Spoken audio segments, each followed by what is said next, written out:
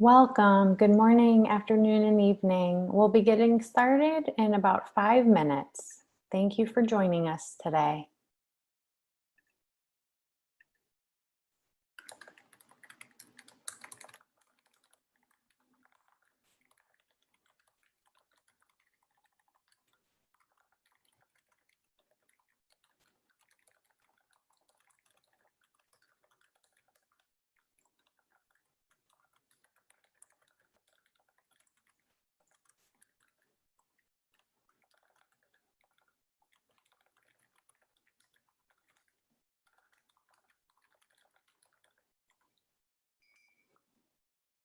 Good morning, good afternoon, and evening, and welcome to TCIHC's final webinar in this May series. We'll be getting started in about 4 minutes or so please feel free to introduce yourself via the chat. We're looking forward to learning more about you all as you all learn more about TCIHC's quality assurance approach.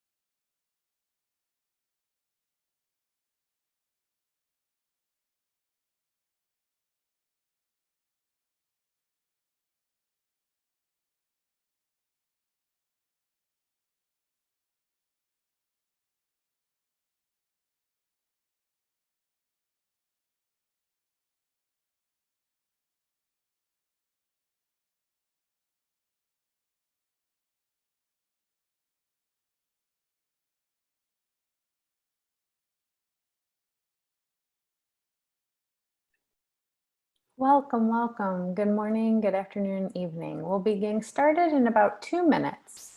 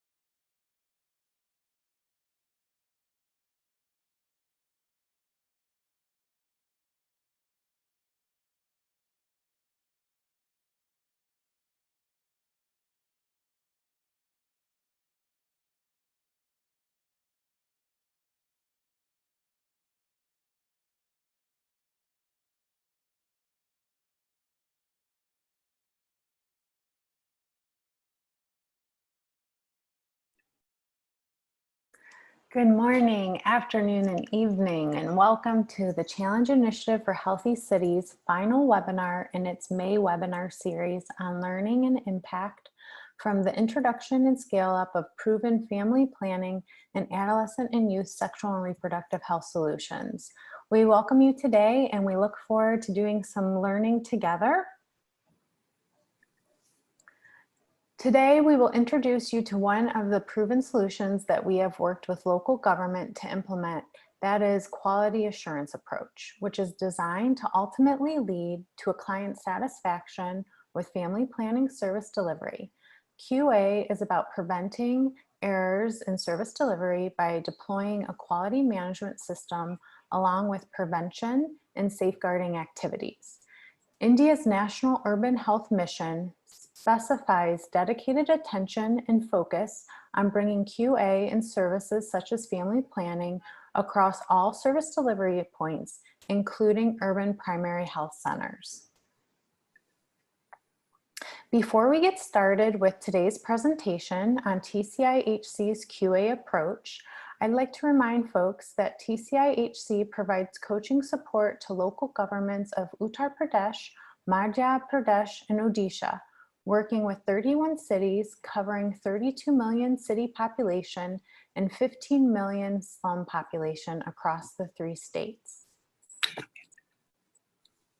Please allow me to introduce you to today's speakers, my TCI-HC colleagues from PSI India. Hitesh Sahani, Deputy Chief of Party for TCI-HC, manages TCI-HC's operations. Dr. Shika Shrivastava is a consultant with PSI India. She previously worked as a senior advisor of technical services for PSI India and led the QA interventions under TCI-HC. Debrata Bunya is the manager of programs for Berhambur in Odisha State. We welcome them today.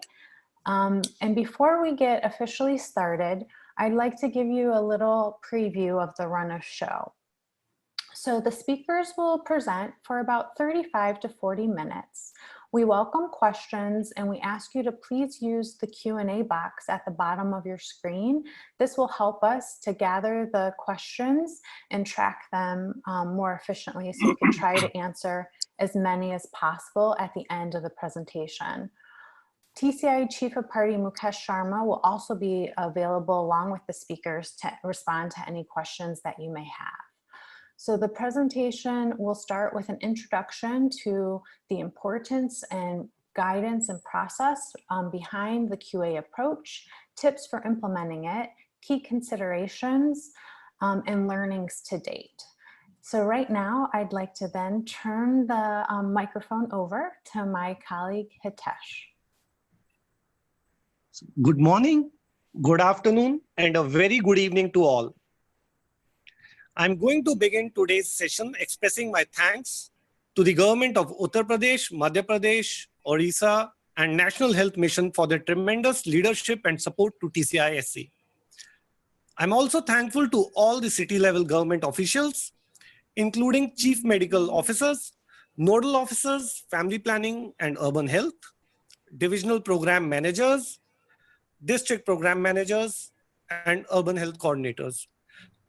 My thanks to our donors, Bill and Melinda Gates Foundation and Gates Institute at Johns Hopkins University for their continued trust and confidence in us. Next slide, please.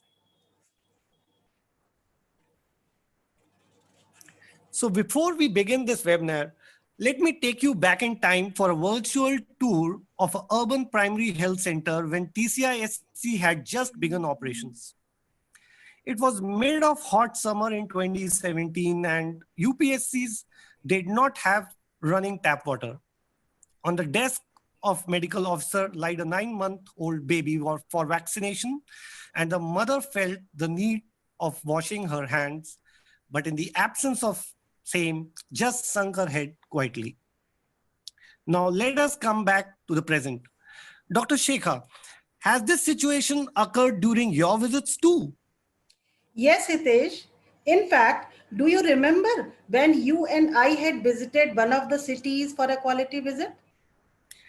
Of course, Dr. Shekha. I distinctly remember that clients had to return back as only one set of IUCD instrument was there and the boiler was not functional.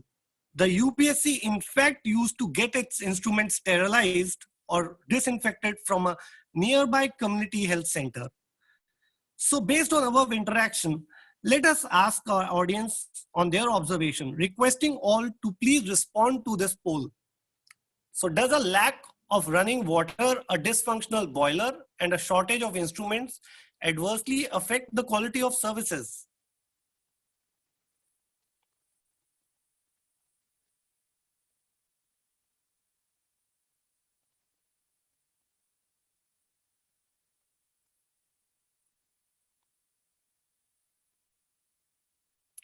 So let's see the results.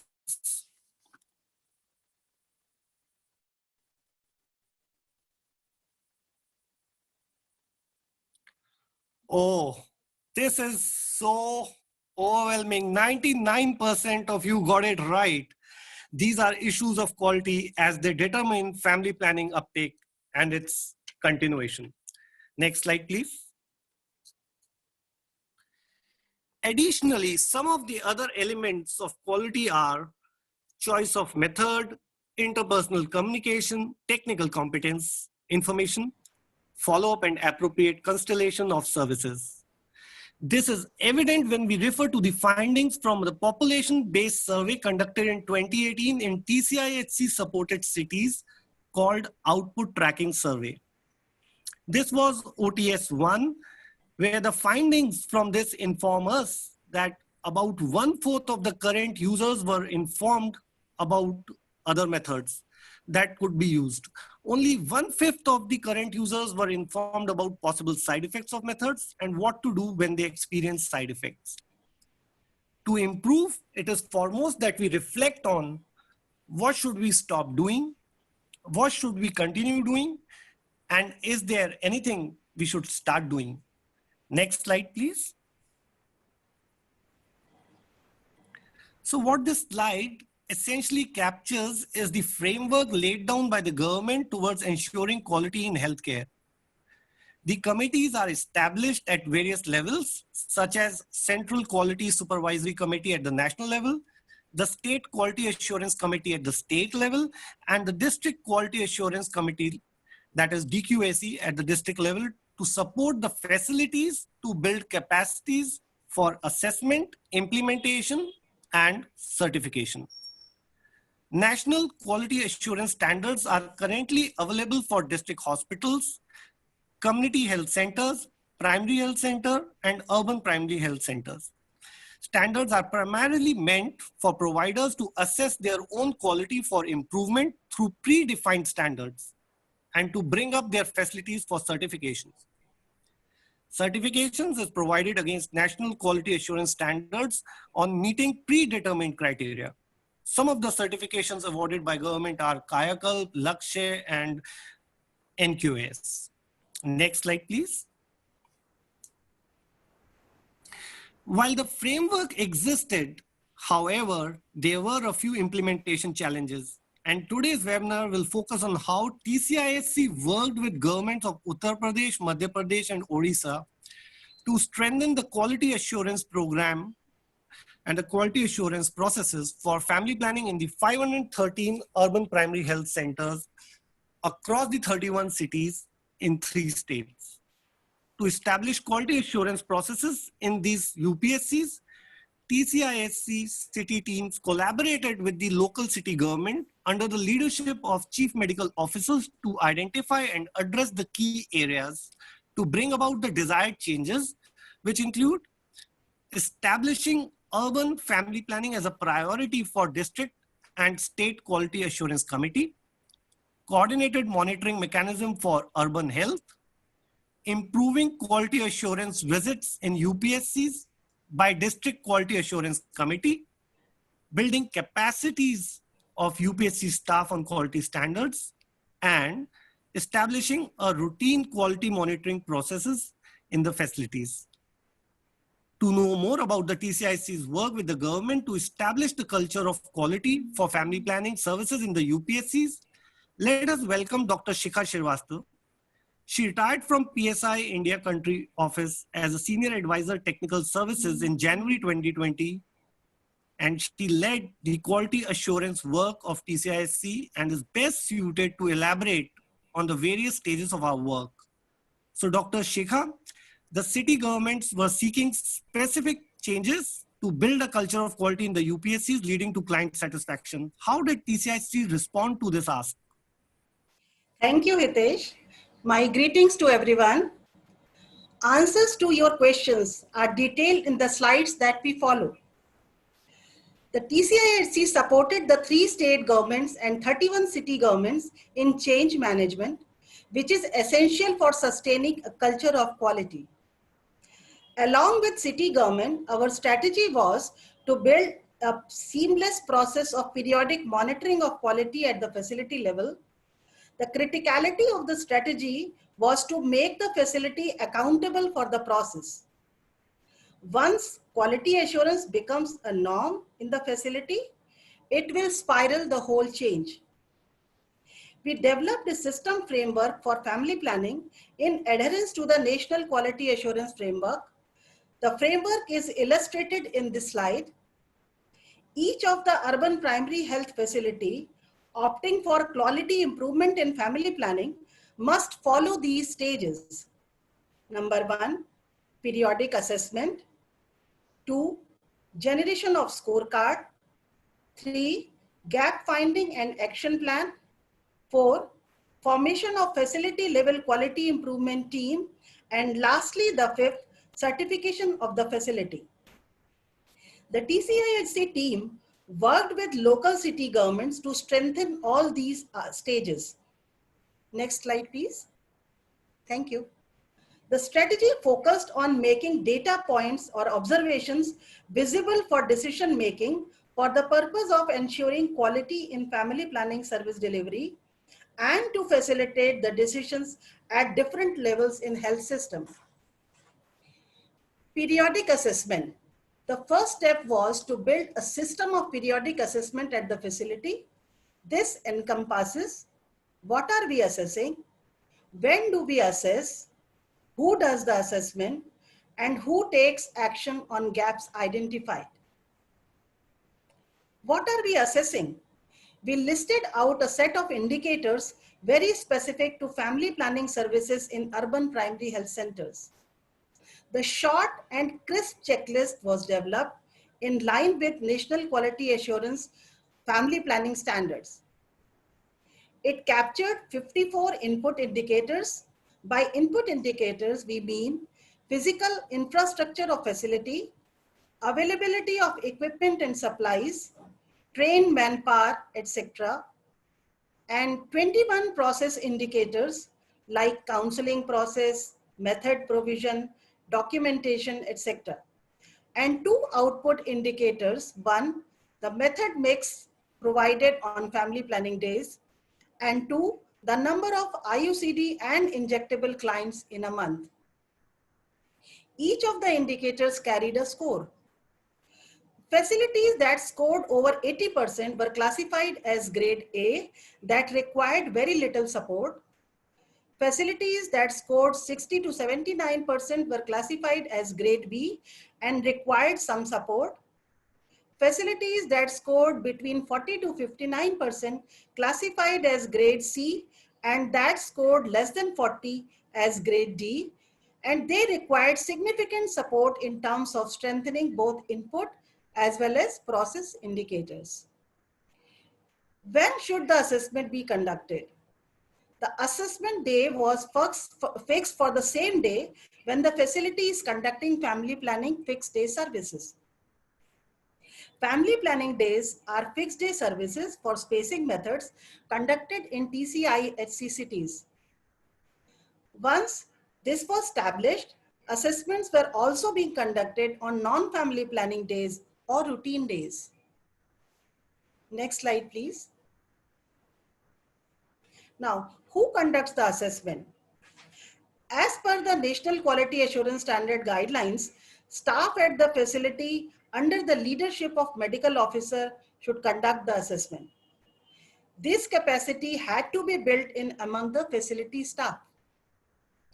To demonstrate this, TCIHC inducted a cadre of coaches titled Field Program Service Assistants, or we call as FPSAs. FPSAs by qualification are trained staff nurses. They were further trained on urban health, family planning, and facility assessment process.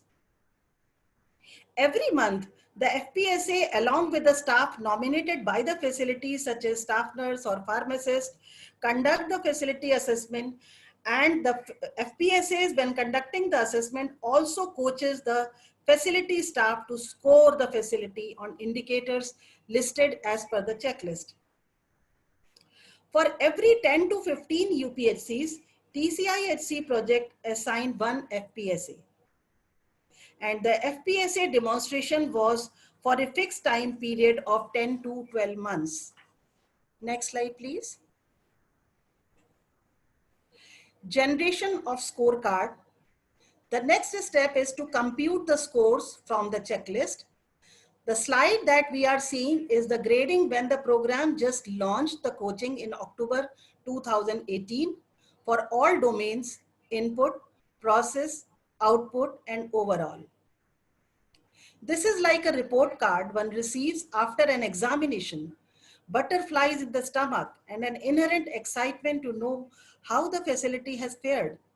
We do see this anxiety and excitement among the medical officers and facility staff.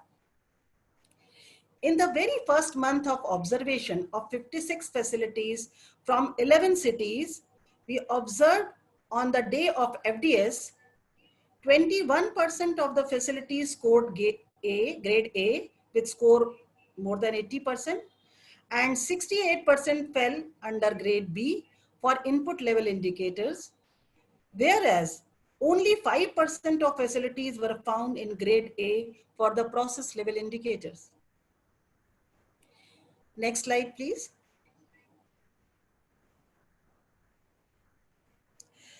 Gap finding and action planning. Once the scorecard is released, the facilities deep dive to understand the indicators to which they have scored well and those in which they have scored poor. Here is an example of one such analysis from one of the facility. This particular facility scored well in the areas highlighted in green, but poorly in the areas highlighted in red. This is a crucial step as it supports UPHCs to take action for improvement. Next slide, please. Now, how to plan to improve the scores? Most often, the gaps are solved at UPHC level. Critical gaps beyond UPHC's influence are escalated to the chief medical officers for action, or sometimes even escalated up to the state level. The National Quality Assurance Program mandates periodic review meetings of both District Quality Assurance Committees and State Quality Assurance Committees, where the gaps may be discussed and support provided to the facilities. The data from individual UPHCs are aggregated by TCIHC to study state level policy changes that may be needed. Two critical action points that emerged were immediate need to improve infection prevention practices across all UPHCs and to activate quarterly review meetings of District Quality Assurance Committee to sustain the quality assurance process. Next slide, please. FPSAs worked with UPHC staff for a short period of 10 to 12 months, building their capacity to conduct the assessment by themselves. Did this strategy give results? Yes. In a short span of time, there were significant changes in the quality indicators for family planning at the facilities. Here is an example of how a facility transformed from grade C to grade A in 7 months. Thus, coaching provided by TCIHC program on periodic assessment, gap identification, action planning based upon the priority is supporting UPHCs in this transformational change. Next slide, please. Thank you. This slide presents the distribution of facilities across all 4 domains: input, process, output, and overall for the period between October 2018 and October 2019. The results in the chart show that facilities graded as A across 3 states have improved remarkably from 21% in October 2018 to 84% in October 2019. Similarly, for process level indicators, the percentage increased from 5% in October 2018 to 86% in October 2019. With regards to availability of basket of choices and consistent improvement in quality parameters, we also observed a similar change in these output indicators in terms of availability of method mix and uptake of IUCD and injectable methods on family planning days. These quality measures helped increase demand of family planning services, and we know through studies that quality measures do play a role in demand generation of family planning methods. Next slide, please. Building quality improvement teams. While the project demonstrated the process, it also supported the facilities to build its own capabilities to conduct assessments, analyze data towards action. As a result, quality improvement teams started forming in UPHCs. The quality improvement team, headed by facility medical officer, also constituted of facility staff and both technical and administrative, and including at least one frontline health worker like ASHA as per the guidelines. When TCIHC started working, none of the UPHCs in the intervention districts had quality improvement teams in place, and I am happy to share that within 1 year of intervention, 100% of UPHCs have functional quality improvement teams which meets regularly and take appropriate decisions. We must congratulate the city government and the medical officers who have brought this transformational change. Next slide, please. Quality certification program for public health facilities was launched by Government of India with the aim to recognize good performing facilities as well to improve credibility of public hospitals in community. At the first level, facilities are certified by District Quality Assurance Committee or DQAC following a visit by DQAC team members. During the intervention period, the program supported the certification of 513 UPHCs by DQAC members. This is a phenomenal success of the city government to put the UPHCs in priority and ensure certification of facilities for providing spacing family planning methods. Next slide, please. This slide summarizes the change management intervention that TCIHC has operationalized. Monthly facility level assessments coached by FPSA, analysis of checklists to identify strengths and gaps, scoring supported by TCIHC project management information systems, data insights discussed and actions items identified and prioritized, supported by TCIHC city teams, formation of quality improvement teams, and finally the certification. Keeping sustainability in mind, TCIHC supported the operationalization of Government of India's framework of quality improvement at the UPHC level for a period of 10 months with focus on family planning. We supported to strengthen the existing systems and to make them functional. The strategy was planned in such a way that TCIHC supported government in demonstration of these doable practices, which helped them visualize quality related data, which facilitated some key decisions at every level. It was a strategy, design, and government leadership which made this a sustainable approach. And now, government is driving this efficiently with low or no external support. This summarizes the work of 3 state governments supported by TCIHC. We will now hear from Debabrata on a specific case study from city of Behrampur, Odisha. Thank you, and over to Debabrata. Thank you so much, Dr. Sikha. I am Devrat, City Manager, Behrampur, Odisha. I bring greetings from the silk city of Odisha, Behrampur. It is one of the 3 cities supported by TCIHC in the state and has 7 urban primary health centers. Can I have the next slide, please? Thank you. All the 7 UPSCs scored grade A on all 3 components of input, process, and output in the last 5 to 6 months of quality assurance visits. Some noteworthy improvements in these urban primary health centers included maintenance of follow-up registers for both IUCD and injectable clients, counseling on side effects, and formation of quality improvement team. These quality improvement measures at the facility level led to certification of all 7 UPSCs by District Quality Assurance Committee for all quality parameters in family planning. Besides this, TCIHC also facilitated in the formation of Urban Health Advisory Committee, that is UHAC, for overall guidance on family planning and referral services in the city.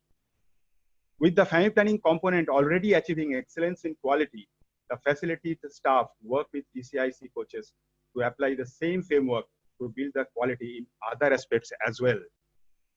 Can I have the next slide, please? Thank you. The Behrampur City Administration did not limit itself to the quality improvement circle at the facility level itself, but aimed at the highest quality award for any private health facilities, which is the National Quality Assurance Standard, NQAS, and family planning forms a major component of this. The Behrampur Municipal Corporation, with its visionary approach, helped the city health department as well with some additional financial resources. For the year 2019, making UPSCs the first choice of treatment for people was the slogan taken up by the city government. In fact, all the UPSCs in the Behrampur were branded as AMA Clinic, which means our own clinic. This ownership by the city leadership helped in binding various stakeholders, including community, elected representatives, and in convergence of various departments towards the common goal of improving UPSC services. TCIHC matches this enthusiasm of government and supported in identifying gaps as per the NQAS guideline and finding solutions. Some of this included introduction of dedicated family planning counseling corner in each UPSCs, documentation of critical parameters and SOPs, infection prevention practices, and institutionalizing referral mechanism at each and every service delivery points. As a result, in 2019, 3 UPSCs of Odisha won the NQAS award. And can you believe, all these 3 UPSCs are from Behrampur. This was a big achievement.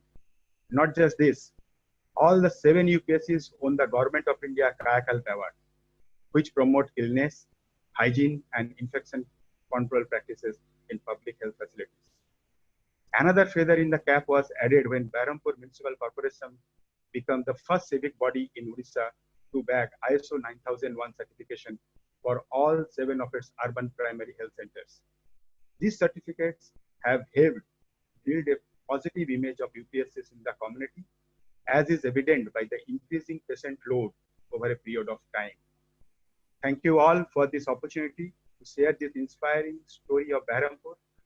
I now request Hitesh to share some more results and learnings from the implementation of quality assurance measures. Over to Hitesh. Thank you, Debrat. Integrity, commitment, effort, and duration are the 4 key elements when we aim for transformational changes. The success story of Behrampur contains all these elements: the effort of both the city governments and the TCIHC project, the commitment from the local governments and the state government, the integrity of the facility staff, and above all, the swiftness and the duration in which these changes was brought about. So much to learn and so many more miles to go With a completely charged up feeling, we'll move on to the results section now. So what this slide you see here, if you ask me, this slide should actually capture the leadership stories of a medical officers and their staff from 513 UPSCs. Well, slides don't give us that kind of a space. So here are some of the top line results.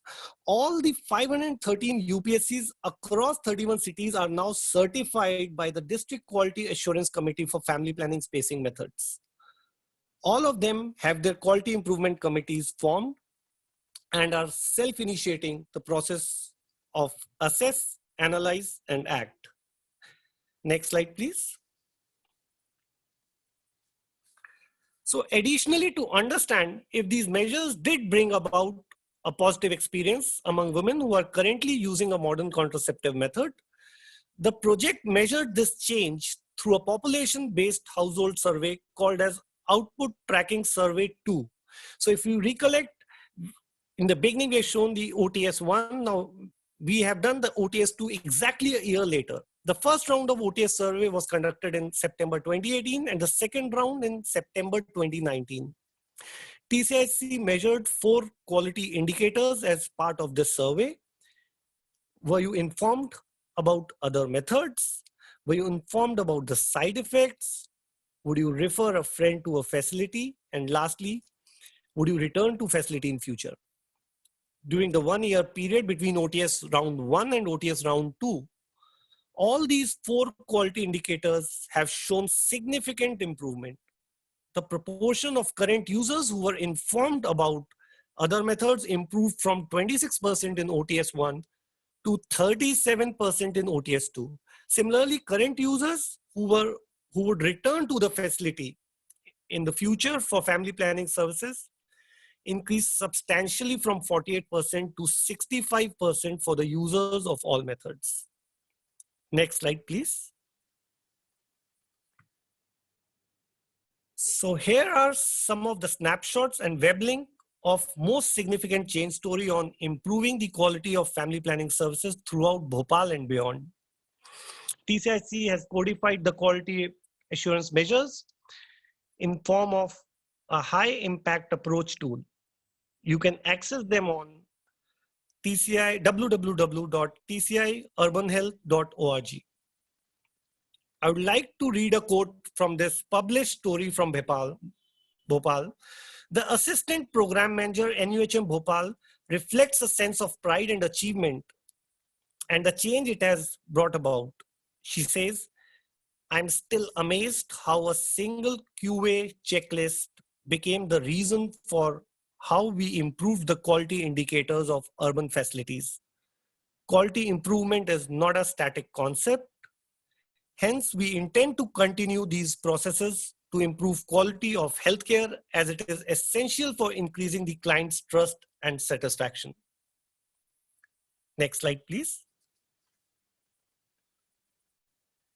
18 months later, we are still learning and maturing, but now we have a robust process that is truly providing value to governments. In that time, we have learned and observed most significant lessons.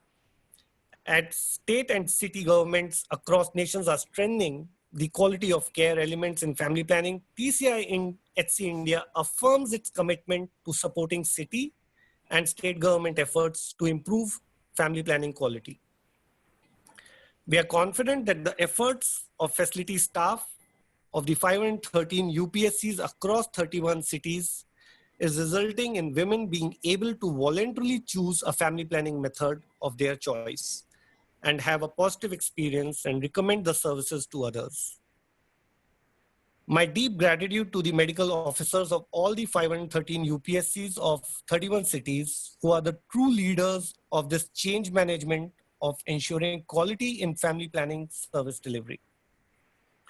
My call out to all the TCIHC city managers from 31 cities and the program medical team for their passion and hard work to drive this change. Thank you. Over to you, Lisa. Thank you so much, my esteemed colleagues. That was a fantastic presentation on our learnings to date about the QA process. We've received a number of questions that have come in, and one actually being one that I had as well. So great minds think alike. We have the question that, wow, it's a great teamwork achievement. Any challenges for the big achievements? Oh, yes. I think as we started the journey, there were a lot of challenges. And at the time of inception, there was no established system of quality assurance at especially the urban primary health centers, specifically for the family planning services.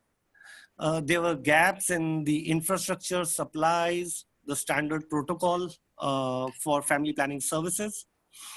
And overall, if you were to say overall facility and system ownership was required.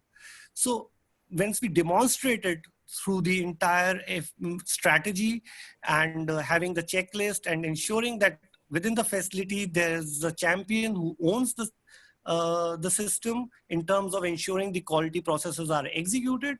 The review mechanism was established in terms of, regular DQAC meetings, as well as the quality improvement team at each of the facilities. So these helped us, so these were some of the challenges and how we overcame here. Thank you so much, Hitesh. And that actually really reflects a comment that Oying shared that he really liked from the case study on Berhampur, where this slide, where it shows AMA clinic, that he said he really likes the system ownership slide. It represents a comprehensive approach, and the AMA branding reflects this approach. So what you were saying about really needing system ownership and leadership. So that's fantastic. We have a number of other questions specific to the checklist. And so one of the questions is there any different checklist from for NQAS under Family Planning Program, or is it the same that you are using in UP under NHM for UPHCs? Yes, Lisa, I can answer this question.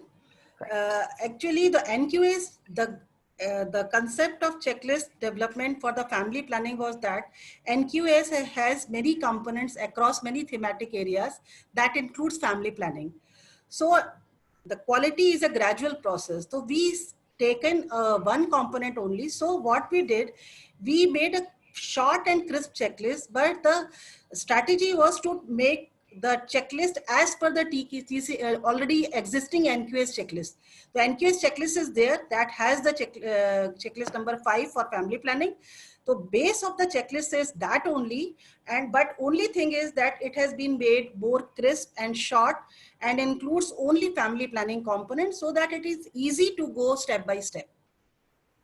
Perfect. And this is kind of possibly a follow-up to that, is how can we use the synergies of, and I apologize, I might say this incorrectly, Kayakalp guidelines with the NQAS guidelines to make a comprehensive checklist? Do we have the same in hand? Actually, the checklists are different. Then Kayakalp, the components which are taken are mainly for cleanliness, infection control, and upkeep of the facility. It focuses mainly on government's Swachh Sarvatra Abhiyan, that is for cleanliness only. So it includes only few indicators. And in NQAS, we have taken several indicators based upon the functional areas of the facilities. So for UPHC, it was very difficult to take the departmental checklist, and they modified the checklist on the thematic areas according to the jobs and responsibilities provided at the UPHC. There is a checklist for NQAS separate and for Kayakalp separate. Thank you. That's really helpful. And how can we ensure privacy during family planning counseling, especially during outreach activities? And I assume the outreach activities mean the urban health and nutrition days and the ORC camps.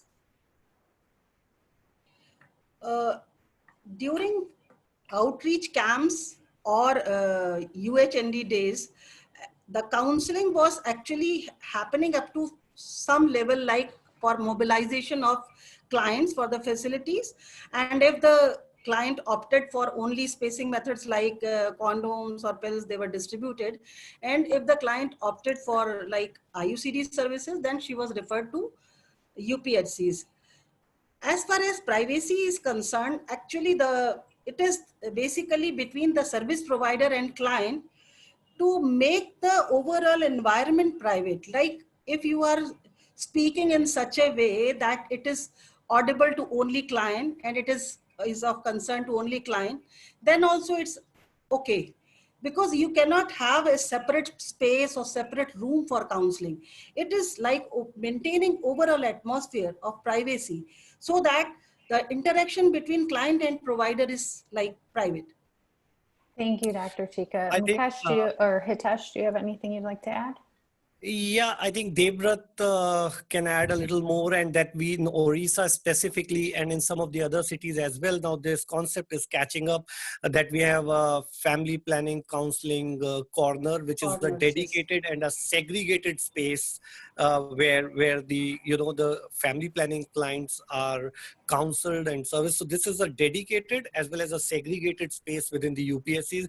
And this is very, very common. In fact, all UPSCs in Orissa have it. And now we have also this concept catching up in UP and MP as well. However, I'll like Mukesh to add on this as well. Yeah, thanks, Hitesh. And Lisa, you asked about the privacy in outreach services, especially urban health and nutrition day and outreach camps. So at urban primary health centers, this was a challenge, but we are mitigating that with the government. And at most of the places now, there is family planning counseling room, or even if room is not there, so UPSC is having that infrastructure where you can do the counseling separate, one-to-one counseling with the persons.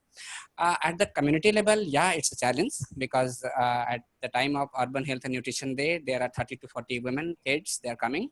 And at outreach camps, there are more than 100. But the role of ASHA is very critical here, and they are oriented and trained on that when they are visiting household, they are doing one-to-one counseling through their interpersonal counseling system.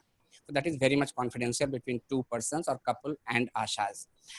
They bring those clients at UHND and ORC if they want, they need some specific support from ANMs, auxiliary nurse midwives, and they make sure that ANM is talking to the client separately and with confidentiality. But there is not much counseling at UHND and ORC, but more at when ASA interacts with the woman at home. Thank you for that clarification. That's helpful.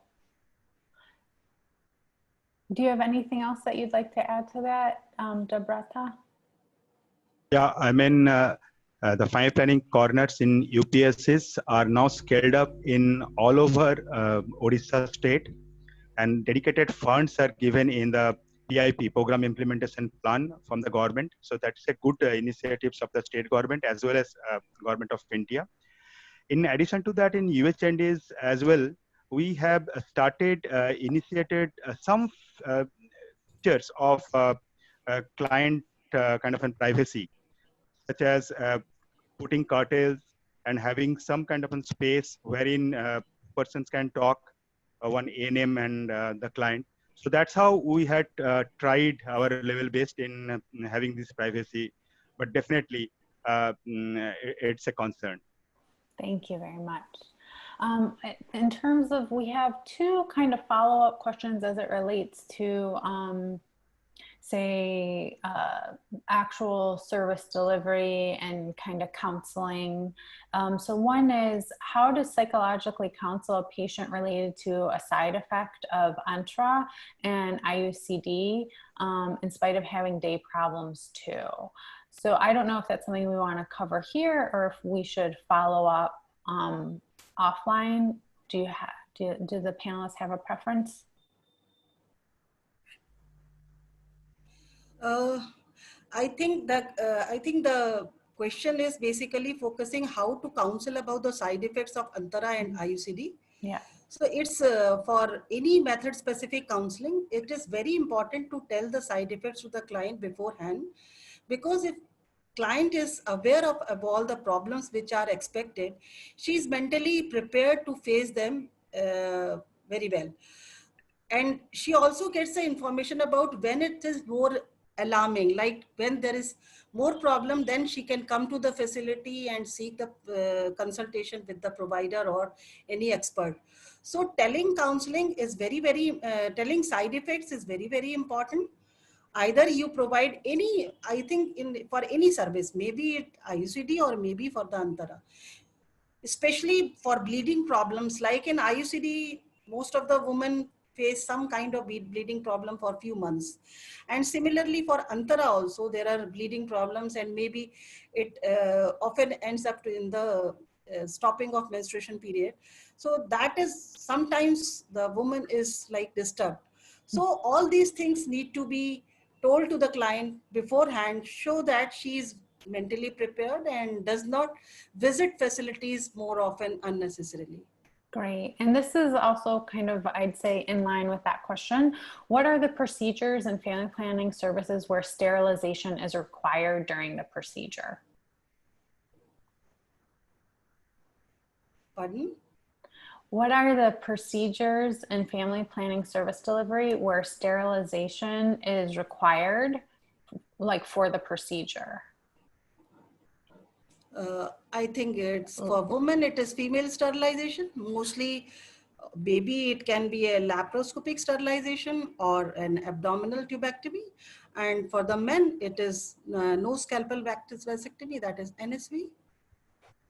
These So, are. And it might be ICD. So I think the question is more of like sterilization of equipment, potentially. Like when is that required? Go ahead, Mukesh.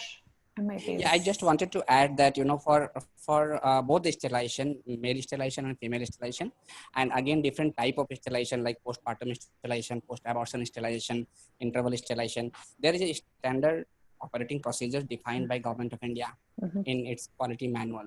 And that includes the client eligibility, who is eligible and who is not, and pre-operating procedures, what different tests are required to do, and you have to be eligible on all those tests. Then during the these operations, and post-operative procedures. So there is a full guideline available, and it can be accessed at government website, TCI's websites. It's there because it's a long thing. So eligibility criteria itself is a long topic. Yeah, there is a detailed guidelines. But yeah, detailed guideline is available.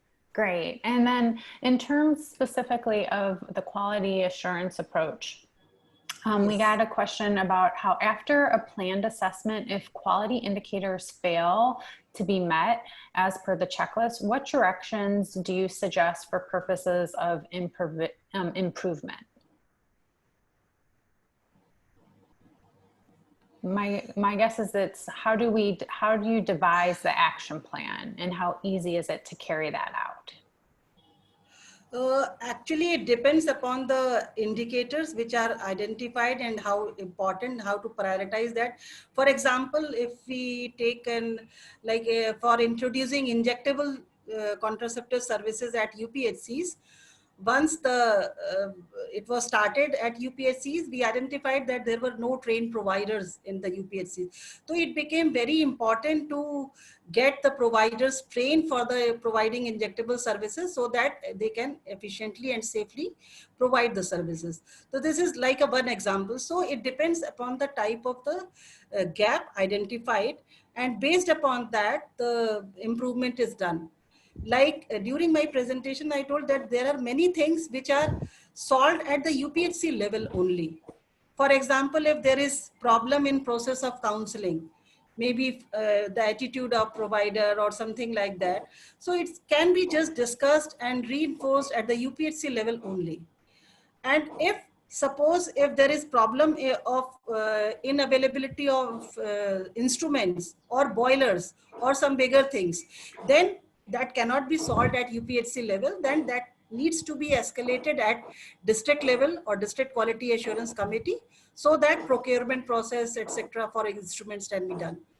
So I mean to say that it depends upon the indicators or gaps which have been identified, and most of the gaps are usually solved at the district level. Great, thank you for that. And I also got a great work, TCIHC. How do these results compare with other UPHCs not directly supported by TCIHC? How is diffusion taking place, if at all?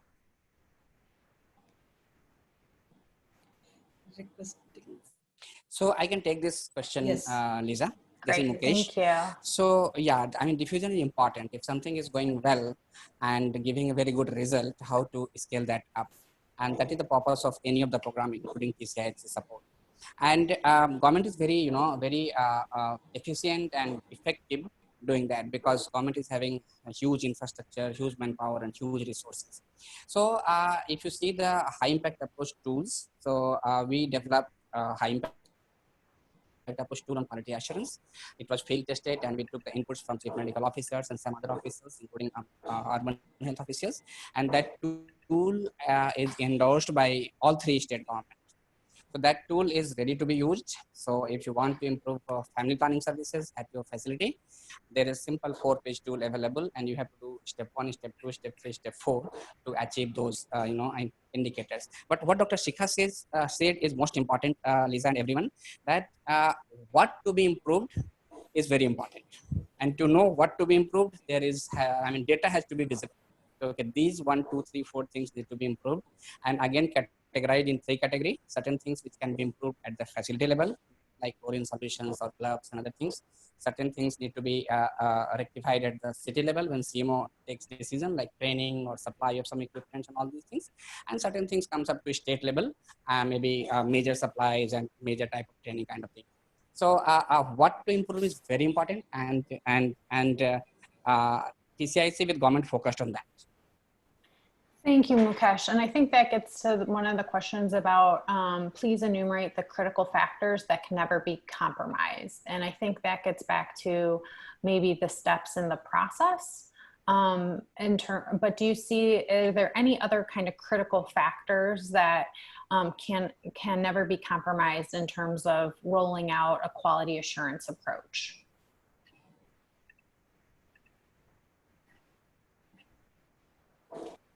So Dr. Shikha may add in this, but just to mention that if you see the checklist which Dr. Shikha talked about, it has different components, and one component said that the critical indicators. So those are the indicators which never be compromised in any type of services, family planning services we are providing. And there are a set of things. So critical and then minimum, and all these together makes one checklist. Dr. Shikha, you can add on this. Yeah, actually the checklist which was developed was really very short and crisp. So, but few indicators are there which are actually critical, both in input as well as in process. Like in input, it is very important to have at least 2 to 3 sets of IUCD instruments available on family planning days. Once you are expecting about 4 to 5 clients to be coming, maybe they cannot, or any family planning day, when clients are coming in numbers, then at least you should have 2 to 3 sets of IUCD instruments ready. So this was the critical. And for sets also, all the instruments has its importance. I remember one of my field visit in the beginning, once I asked the medical officer to show the IUCD instrument sets. Actually, once I saw the tray, I was just shocked, because in that set, there was only a speculum and one valsalum and one anterior vaginal wall retractor and nothing else. And then she showed me very calmly and quietly that this is the instrument set. So what I mean to say that the complete instrument set is very important. Like infection prevention equipments are very important, like bleaching powder should be available for decontamination of the instruments. Appropriate boiler should be available. Like once we started working, there was a very small boiler in which instruments cannot be dipped. So appropriate boiler or autoclave should be available. That is a critical thing. And similarly, in the processes, providing informed choice is very critical. Telling method-specific counseling, including the side effects and follow-up advice, those things are very critical. So these are few examples which are we highlight in the checklist as critical. And since it was very short, so we had taken very, very important things in the checklist, which is actually very crucial. Thank you very much, Dr. Shika. And Oying also supports the idea of the checklist. So he commented that while checklists may sound simple, it is actually quite profound. When this idea was first introduced at Hopkins Hospital more than 20 years ago, it revolutionized quality of care. A book was written about this, and the Hopkins experience has been followed with adjustments by many hospitals. Interestingly, one of the findings is that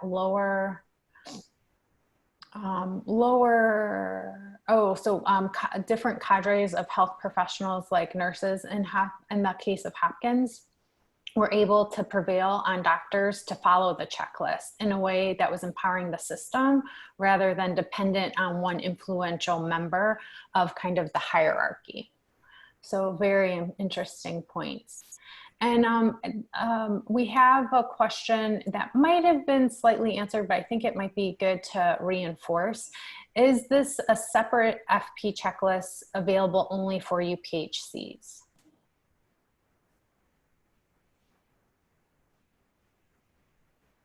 The checklist that was developed for the QA approach, is this applicable to other levels of the health system, or is it specific for UPHCs? Yes, so this was, yeah, Lisa, so this was a separate checklist developed, and this was, a simplified version, which was very, very critical and crucial for delivering the quality family planning services. However, once this was done, now, when the government is actually implementing and leading at the UPSCs, they are also taking up their own checklist. And that is what, the Devrata presentation, it came out when the NQS certification was awarded to certain UPSCs. So, because then in that case, they have to adhere to all the parameters and that are defined in the NQS checklist as well. So now, it's gradually graduating to that level that once they've done the simple checklist, they're even moving forward ahead with the government checklist, which is even more comprehensive. Dr. Shika, if you'd like to add something on this? Yes, I think it's clear. Great. Because I think there is one point to be added, Lisa and everyone. Just think about two scenarios.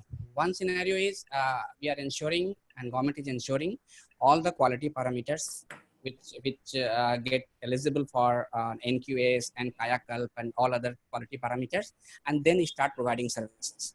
So, for example, NUHM, National Urban Health Mission, started in 2013, and many of the facilities started getting NQS and Kayakalp in 2018, 2019, and 2020. Means it took 5 to 6 years to reach to that level because it's a very gradual process. But you cannot keep clients waiting for 4 or 5 years to get quality at that level and then start service.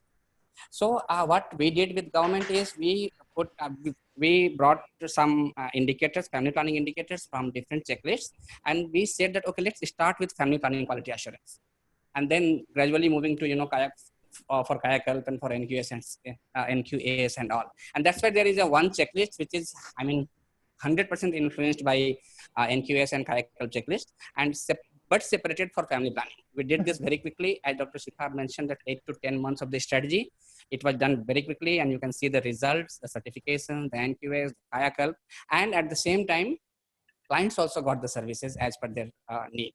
So that I wanted to make the point. Thank you very much. I think that's a great closing remarks in terms of how this is kind of activating the system to in the quality assurance kind of food chain as a whole. So this is a great starting point that has been really quick in getting results and kind of getting UPHCs and stakeholders interested in going above and beyond even the family planning service delivery kind of quality assurance measures.